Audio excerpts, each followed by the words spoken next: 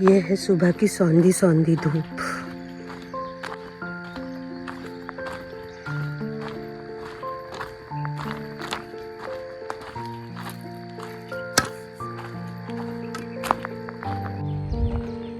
तो अब हम निकल चुके हैं खेरवानी से और अब हम जाएंगे समलेट।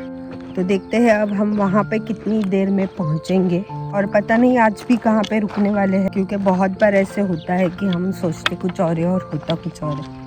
तो आज तो सब मैया के हवाले, जहाँ पे उनको रुकाना होगा हम रुक जाएंगे। तो दोस्तों ये है शूलपानी की झाड़ियाँ, घना जंगल और बस हम दोनों हैं। तो जब आपको परिक्रमा मार्ग ना मिले तो ऐसे जो बांधी हुई चुनड़ी होती है या फिर आपको अपने रास्ते पे ही नज़र रखनी है। आपको यहाँ पे 2 पत्थर दिख रहे होंगे, तो ऐसे ही हर जगह पत्थरों पे मार्किंग किया हुआ है जो आपको फॉलो करना है। और यहाँ पे भी चुनड़ी है देखो, तो ये मार्ग अभी हमको फॉलो करना है। तो ये आप नर्मदा परिक्रमा में शूलपानी के जंगलों से बाहर निकल सकते हो, क्योंकि गांव में वगैरह आपको बहुत कुछ मिल जाएगा मार्किंग्स, पर जंगल में ना तो कोई आपको कुछ बताने वाला होगा, और कभी कभी मिल भी जाते हैं लोग। जब आप ज़ोर से चिल्लाते हो नर्मदे हर, तो कोई ना कोई दूर से आवाज़ दे देता है और मार्ग बता देता है।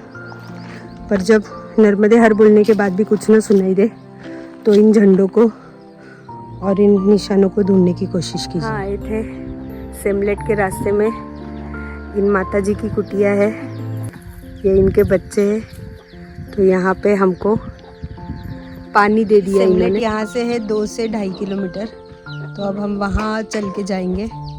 इन माता जी के लिए खूब खूब धन्यवाद, नर्मदे हर माता जी। तो सेमलेट जाने वाला ये जो मार्ग है, जो घर हमने आपको दिखाया था, वहाँ से 500 मीटर के बाद सड़क शुरू हो जाती है सेमलेट के लिए। पक्की सड़क से चलेंगे। आई होप अभी मुझे पानी का बॉटल मिल जाए। मेरे पास सिर्फ आधा लीटर पानी बचा है और अभी भी मैं नहीं पी पा रही हूँ नॉर्मल वाटर, तो आई नीड बिस्लरी।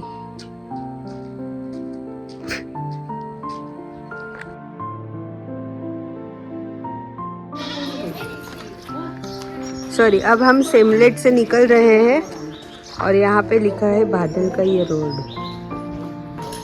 यहाँ से हम जाएंगे बादल की ओर।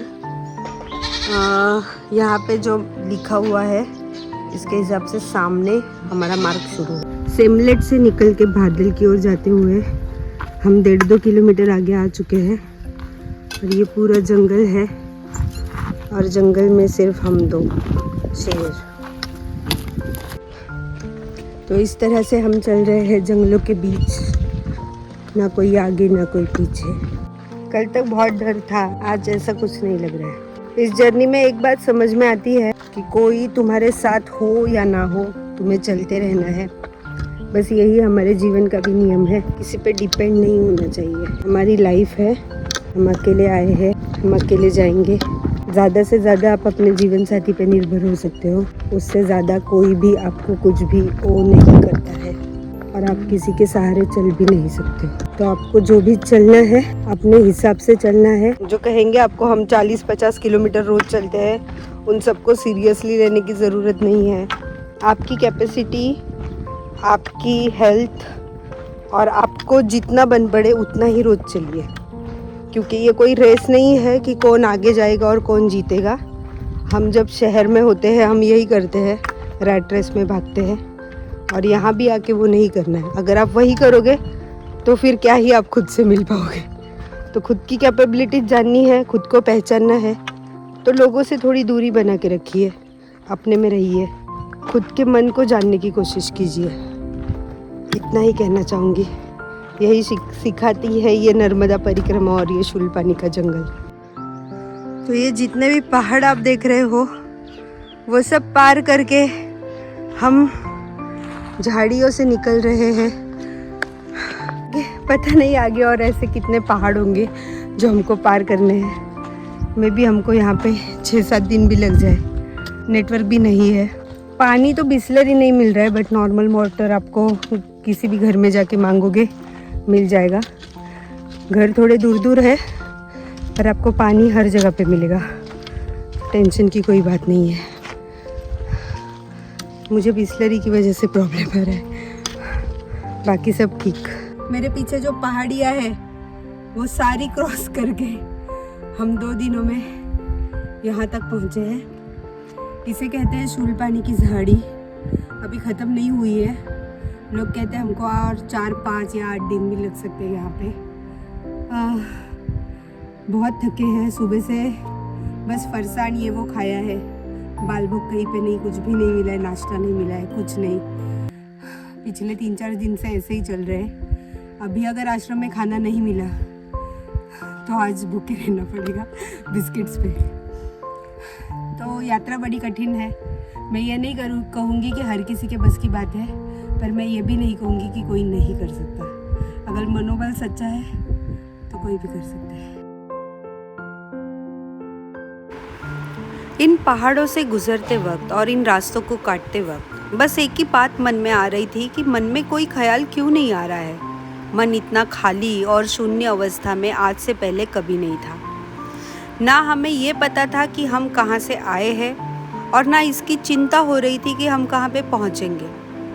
तो तभी मन में एक ख्याल आया कि अगर हम हमारी असली ज़िंदगी में भी यही फंडा यूज़ करें तो जो कल हो चुका है उसे छोड़ देना है और जो कल होने वाला है उसकी चिंता भी छोड़ देनी है। तो हमें बस यही करना है जो हम अब कर रहे हैं, उसका नाम है लिव इन द मोमेंट। तो जो अभी है, प्रेजेंट में है, उसका मज़ा लिया जाए। तो वही करते करते हम ये पहाड़ियाँ पार कर रहे थे। मन खाली खाली सा हो रहा था, पर फिर भी कोई अकेलापन नहीं था, कोई डर नहीं था, कोई चिंता नहीं थी। मन में जो था वो सिर्फ था आनंद और एक तरह का फ्रीडम जो हम फील कर पा रहे थे। तो इसी तरह की ज़िंदगी तो हम सब चाहते हैं, है ना। माता जी 55 साल की है, देखिए कैसे तेज चल रही है असली झाड़ी, शूलपानी की झाड़ी। तो अभी हम झाड़ियों में से जा रहे हैं फाइनली। अभी भागल पहुँचे नहीं है,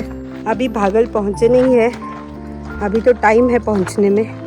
पता नहीं, यहाँ पे ना हर जगह 2 किलोमीटर, 4 किलोमीटर, 5 किलोमीटर ऐसे लिखा होता है, बट वो उतना नहीं होता है, वो उससे ज़्यादा ही होता है हमेशा। तो अभी हम वैसे ही जा रहे हैं। आई होप हमें आज खाना मिल जाए, क्योंकि भूख भी लग रही है, प्यास भी लग रही है। मेरा बिस्लरी तो ख़त्म है, अभी जो पानी मिलेगा वही पिएंगे। आगे मैया की मर्जी, नर्मदे हर। ये जो सामने दिख रहा है ये है बादल का आश्रम। फाइनली हम बादल के आश्रम में आ चुके हैं। पता नहीं यहाँ पे शूट करना अलाउड है या नहीं, इसीलिए मैं आपको बाहर से ही पहले दिखा रही हूँ। तो जैसे कि कहा है कि ये दूरी 7 किलोमीटर की है सेमलट से, बट 7 नहीं है, उससे ज़्यादा ही है। तो देखिए ये है आश्रम, हम आश्रम की ओर जाते हुए। जब ऐसे दिखता है ना, दिल को बहुत सुकून मिलता है। अन्न क्षेत्र है ये, आपको पकाने की ज़रूरत नहीं है, बना बनाया मिल जाएगा। आगे अगर शूट अलाउड होगा तो मैं दिखा दूंगी आपको। अभी हम यहाँ पे पहुँच तो चुके हैं, बट यहाँ पे खाना है नहीं, पता नहीं आगे कैसे होगा। अब अगर ये कुछ देंगे सामान तो हम बना भी सकते हैं। ये हम बादल वन के आश्रम में है, जो MP में आता है। तो पता नहीं अब क्या होगा।